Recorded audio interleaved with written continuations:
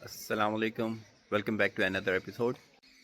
आज की एपिसोड काफ़ी डिफरेंट होने वाली है बाकी पुरानी तमाम एपिसोड से, क्योंकि आज हम आपको सैर कराने लगे हैं पाकिस्तान के एक गाँव की और शेयर करेंगे कि यहाँ की लाइफस्टाइल किस तरह की है, ज़िंदगी कैसी है। वैसे तो अब पहले जिस तरह कुछ साल पहले गाँव की ज़िंदगी होती थी उससे अब काफ़ी मुख्तलिफ हो चुकी है। बहुत सी चीज़ें जो गाँव में हमें ताज़ा मिला करती थी वो उस तरह अभी डायरेक्ट अवेलेबल नहीं है, लेकिन फिर भी आपका जो गांव का लाइफस्टाइल है वो आम शहर के लाइफस्टाइल से बहुत डिफरेंट है। तो चलें, स्टे ट्यून और देखते हैं यहाँ पे गांव की ज़िंदगी किस तरह है।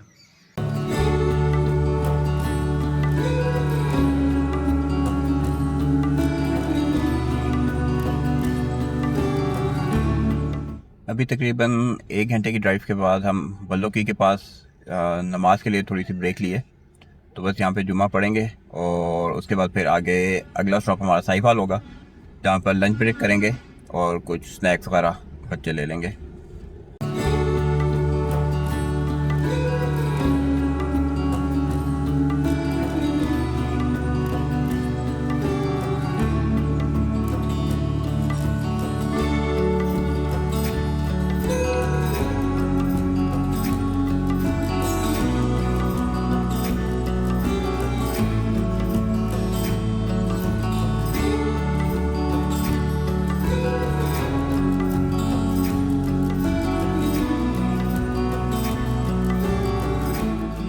अभी हम पहुंच गए इधर साहिवाल।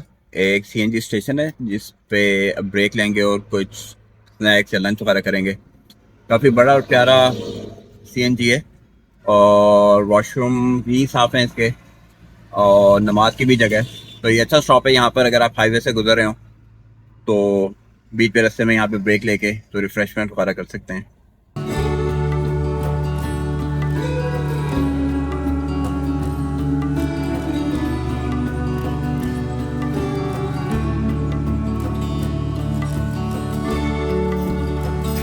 इस इलाके में मिट्टी के भट्टे बहुत हैं और जिन लोगों को शायद अंदाज़ा ना हो तो ये जो टावर्स या चिमनीज आपको नज़र आ रही हैं, इसमें मिट्टी की ईंटें बना के या ब्रिक्स बना के तो इसमें पका के तो मार्केट के लिए तैयार करते हैं।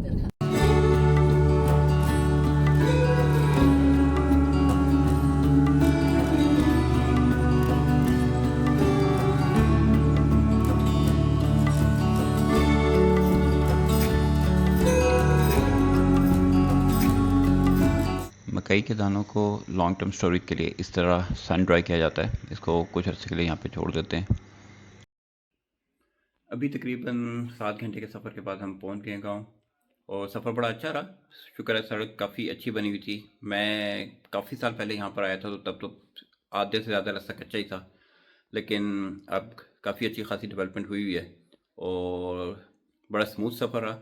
बीच में एक दो ब्रेक्स ली जिसकी वजह से थोड़ा सा टाइम ज़्यादा लगा है, वरना इतना ज़्यादा मतलब वक्त नहीं लगना था। तकरीबन 300 किलोमीटर है सफ़र, तो हमें 7 घंटे लगे हैं, उसमें 1.5 घंटा तकरीबन आप ये समझ लें कि ब्रेक्स वगैरह का था और 5.5 घंटे का सफ़र होगा।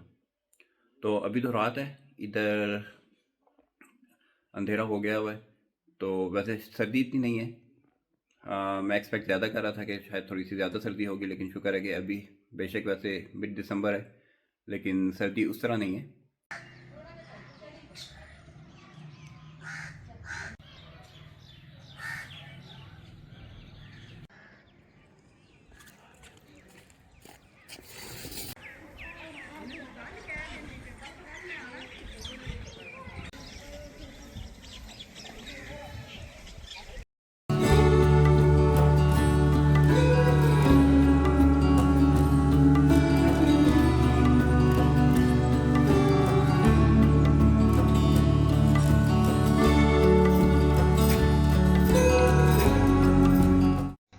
क्या आप गेस करके बता सकते हैं कि इस वक्त मैं किस सवारी पर सैर कर रहा हूँ?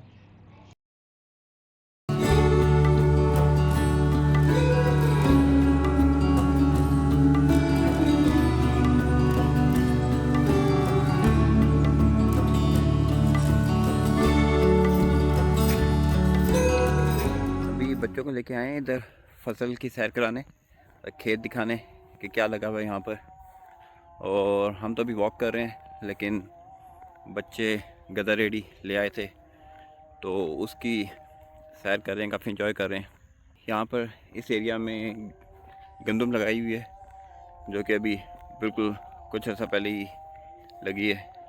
काफ़ी इंजॉय कर रहे हैं गांव का माहौल, और यहाँ का जो ओपन एनवायरनमेंट और आपकी ताज़ा फ़िज़ा, हर तरफ आपको ग्रीनरी नज़र आ रही है। काफ़ी अच्छी जगह, और बच्चों के लिए भी इंजॉय करने के लिए और सेहत के लिए भी काफ़ी अच्छी जगह है। जब आप सुबह सुबह उठ के यहाँ पर ग्रीनरी देखते हैं तो वैसे ही बड़ी पुरसुकून जगह महसूस होती है आपको।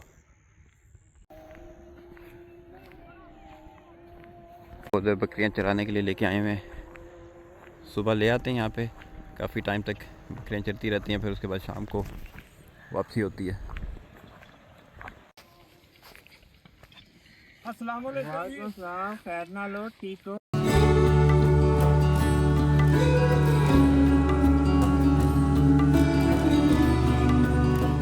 गंदम के लिए बकरियां बहुत ही फ़ायदेमंद जानवर है। इसको जान के इसमें फसलों में छोड़ा जाता है, ताकि जब वो ऊपर से फसल को, जब छोटी फसल होती है इस साइज़ की, तो उसमें जब इस बकरियों को छोड़ते हैं तो ऊपर से जब खाती हैं तो वो उसके अगला जो आपका पौधा होता है वो और ज़्यादा बेहतर तरीके से निकलता है। तो इसलिए जब गंदम होती है यहाँ पर, तो खेतों में फिर आपको अक्सर, अगर कोई गांव की तरफ चक्कर लगेगा तो बकरे बकरियाँ इसमें चरते हुए नज़र आएंगे। तो वो नुकसानदेह नहीं है, बल्कि फ़ायदा होता है उसके लिए। इसको खाला बोलते हैं, जो पानी नहर से निकालते हैं उसके लिए, फसलों को पानी देने के लिए। तो अभी यहाँ पर गंदम लगाई है, कुछ जगहों पे अभी छोटी है और कुछ जगहों पे हो गई है आगे बड़ी। ये खाला अभी उधर से नहर से निकल रहा है, जो कि गंदम को पानी दे रहे हैं इससे। अभी ट्यूबवेल तो बंद है यहाँ पर, लेकिन उसके बाद अभी 1 महीने के लिए, दिसंबर के आखिर में नहर को बंद कर देंगे भल सफाई के लिए। और आहिस्ता आहिस्ता 2-3 दिन के बाद यहाँ पे पानी नहर में सतह कम होना शुरू हो जाएगी, जिसके बाद मछलियाँ पकड़ना और ज़्यादा आसान होता है। तो वो भी एक लिहाज से आसपास की कम्युनिटी के लिए काफ़ी फ़ायदेमंद चीज़ है। तो फिर भल सफाई के बाद पानी की सतह और ज़्यादा बेहतर होती है, वरना मिट्टी वगैरह आने से वो, मतलब नहर की गहराई कम होती रहती है। तो उसकी सफाई के लिए 1 महीने के लिए बंद होगा, फिर अगले महीने 30 दिन के बाद खोलेंगे उसको।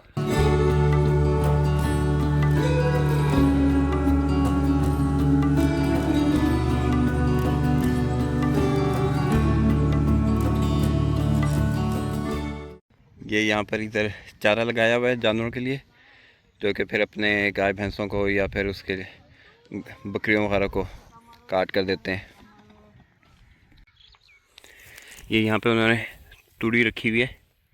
ये गंदम का जो, जब कटती है फसल तो उसके बाद जो बचा हुआ होता है थोड़ा सा, ये वो होता है। तो ये ड्राई करके जानवरों के खाने के लिए भी इस्तेमाल होती है सर्दियों में। उससे क्या होता है कि ये जानवरों से गर्म रहते हैं। और उसके अलावा फिर ये आपके जो कच्चे मकान होते हैं उसमें मिट्टी में मिला के, तो उसके साथ इसका क्या उसको बोलते हैं, सीमेंट का काम, बाइंडिंग का काम करता है।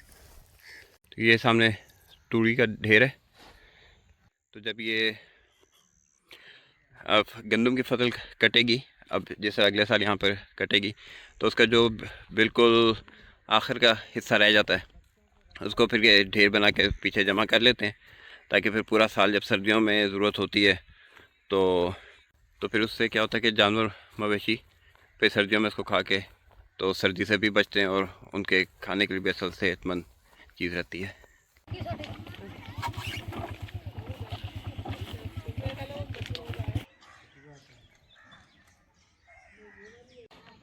ये देखें, ये यहाँ पर वाइल्ड बोर के पाँव के निशान है। बहुत ख़तरनाक जानवर होता है ये।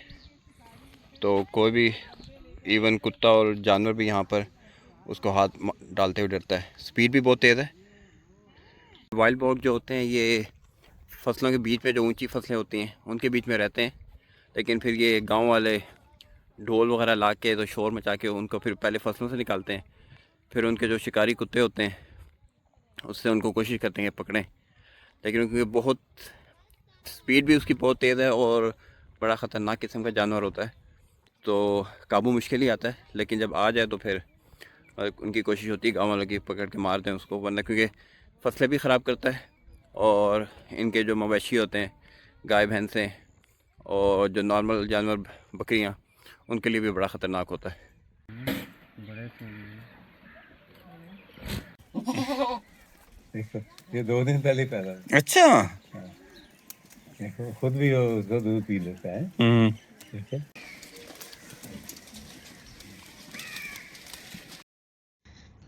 अभी गन्ने के खेत में जाकर ताज़ा गुड़ बनता हुआ देखेंगे और अगर उनके पास हुआ ज़्यादा तो इंशाल्लाह लेकर भी आएंगे अपने साथ।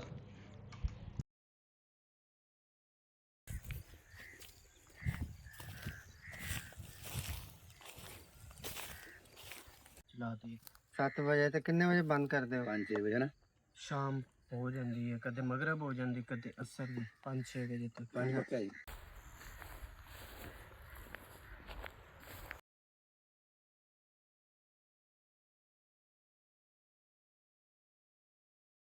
ये देखिए जी, यहाँ पे एक कुतिया है, इसके ऊपर हार्ट बना हुआ है तो बच्चों ने इसका नाम दिल रख दिया है। बहुत ही प्यार करने वाली है वैसे भी और बच्चों के साथ खेलती भी रहती है। यहाँ पर खाने को नहीं दे रहा हूँ। आज से काफ़ी धुंध होना शुरू हो गई है। दिन को तो शुक्र है इतनी ज़्यादा नहीं होती, मतलब 6-7 बजे तक तो होती है, उसके बाद कम होना शुरू हो जाती है। लेकिन रात को फिर मगरिब के बाद काफ़ी हो जाती है तेज़ धुंध। आज सुबह तो यहाँ पे शदीद धुंध है, अभी थोड़ा बहुत कुछ नज़र आना शुरू हुआ है, वरना पहले तो बिल्कुल ही 5-10 फुट से ज़्यादा बिल्कुल कुछ नज़र नहीं आ रहा था। आज वापसी का भी प्लान था तो अल्लाह करे कि थोड़ी देर तक दोपहर तक कुछ ख़त्म हो तो फिर वापसी का प्लान करेंगे। लेकिन उससे पहले भी फिर अभी थोड़ा बच्चों को और सैर कराने का है इरादा, तो अगर धुंध थोड़ी सी कम होती है तो फिर निकलेंगे इंशाल्लाह।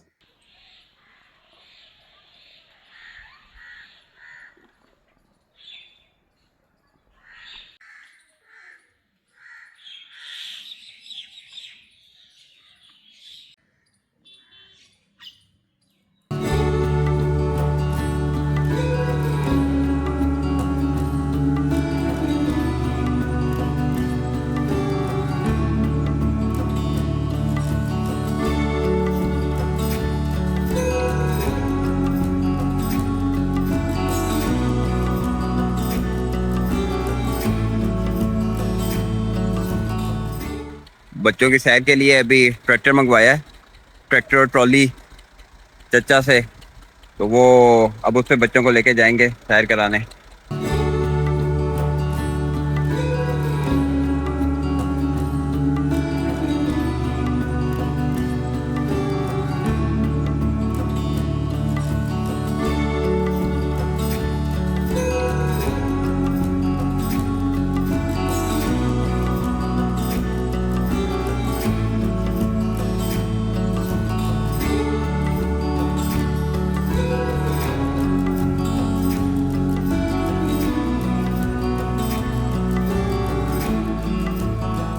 अभी बस इंशाल्लाह वापसी होने लगी है हमारी यहाँ से, गांव से। कुछ चीज़ें जो मैंने नोट की हैं गांव के बारे में, जो कि पहले मैं तकरीबन 15 साल पहले आया था तो उससे जो फ़र्क फ़ील हुआ है, एक तो ये है कि यहाँ पर अब काफ़ी बस सफाई बहुत है, जो कि पहले इतनी नहीं होती थी। सड़क बिल्कुल घरों के सामने तक बिल्कुल पक्की सड़क है और प्राइमरी स्कूल बहुत हैं, जो कि पिछली एक हुकूमत ने काफ़ी इस पे काम किया था, जिसका शायद नाम लेने की भी इजाज़त नहीं है उस पर। लेकिन गांव की सफाई में, गांव के पक्की सड़कों में, गांव के हर घर में उन्होंने उसको एक एक वॉशरूम बना के दिया फ्री में पिछली हुकूमत ने। तो बड़ा अच्छा इंतज़ाम किया था। प्राइमरी स्कूल बना के दिए गांव में, जहाँ पे तकरीबन अब हमारे इस गांव में 150 के करीब बच्चे हैं जो कि आते हैं यहाँ पर, स्कूल जाते हैं रोज़। तो बड़ी अच्छी मुस्बत तब्दीलियाँ हैं यहाँ पे।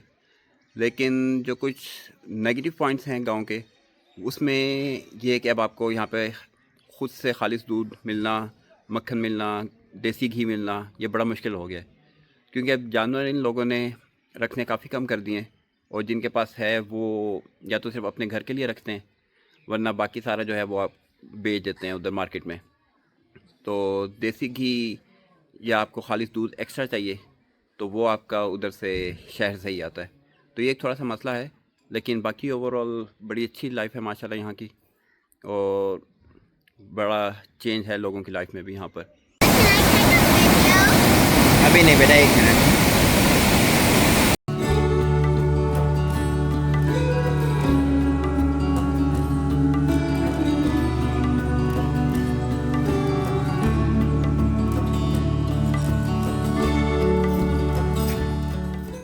अभी वापसी का सफ़र स्टार्ट किया हमने थोड़ी देर पहले, तो भावल नगर के पास आके अभी नमाज की ब्रेक ली है। बड़ी अच्छी साफ़ सी मस्जिद है यहाँ पर, और बड़ी अच्छी मेंटेन की हुई है, साथ उसके दुकान भी है, इसमें रुकना हो तो काफ़ी अच्छी फैसिलिटीज़ छोटे स्टॉप ओवर के लिए।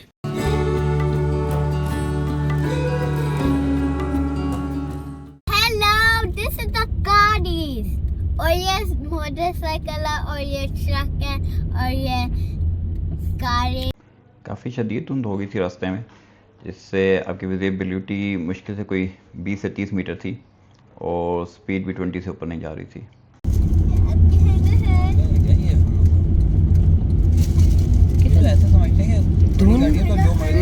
ये एक ही जैसे हैं, ये दोनों जो है ना, ये भी साथ ही मुझे लगता है आए हुए हैं।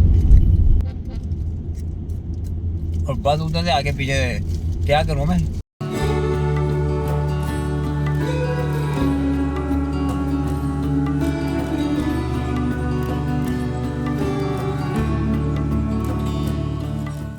और फाइनली 4.5 घंटे का सफ़र तकरीबन 9.5 घंटे में करके आखिर अल्लाह का शुक्र है खैर खैरियत से घर पहुंच गए। काफ़ी टफ था, बट अल्लाह का शुक्र है कि खैरियत से पहुंच गए। धुंध काफ़ी थी और कोई एक्सीडेंट देखने को भी नहीं मिला। स्पीड काफ़ी स्लो रही, लेकिन ठीक है, अच्छा था। Part of life, part of adventure. तो उम्मीद है आप लोगों को भी ये व्लॉग अच्छा लगा होगा। तो मिलते हैं अगले व्लॉग में।